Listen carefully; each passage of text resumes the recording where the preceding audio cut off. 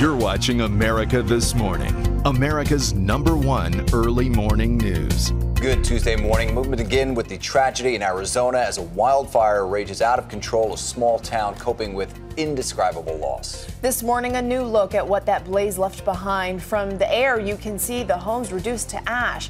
At last check, the Yarnell Hill fire had charred 8,400 acres. Still, though, 0% containment. The 19 men killed while fighting that fire being remembered by family members who say the hotshots knew the risks that the job carried, and they did it anyway. We begin with ABC's Devin Dwyer. One by one, 19 brave young firefighters were remembered as heroes, their names read outside a Phoenix morgue where their recovered bodies lay inside. Andrew Ashcraft, 29. Andrew Ashcraft was one of the Granite Mountain hotshots, the best of the best who fought on the front lines. His wife Julianne said he gave the job his all. He leaves behind 4 young children. We celebrated their dad and the hero that he is and will always be, and he's an angel for us now. 19 angels for Arizona and the nation, now mourning a loss of firefighters greater than any since 9/11. The men died Sunday afternoon when a wind-whipped wall of 20-foot flames trapped them in a tinderbox. Their emergency shelters no match for the inferno. Our first responders, they put their lives on the line every single day. Firefighters, law enforcement officers, they run towards the danger.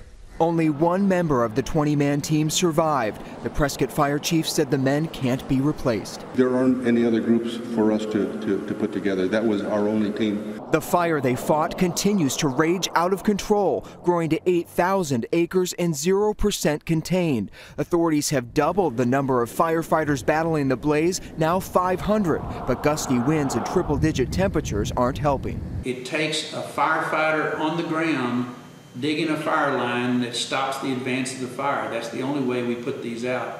Devin Dwyer, ABC News.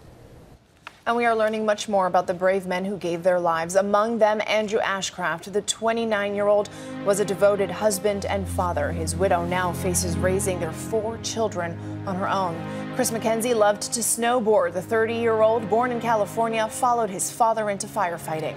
Then there's Jesse Steed, a former Marine. The 36-year-old spent the last 2 years as captain of the Granite City Hotshots.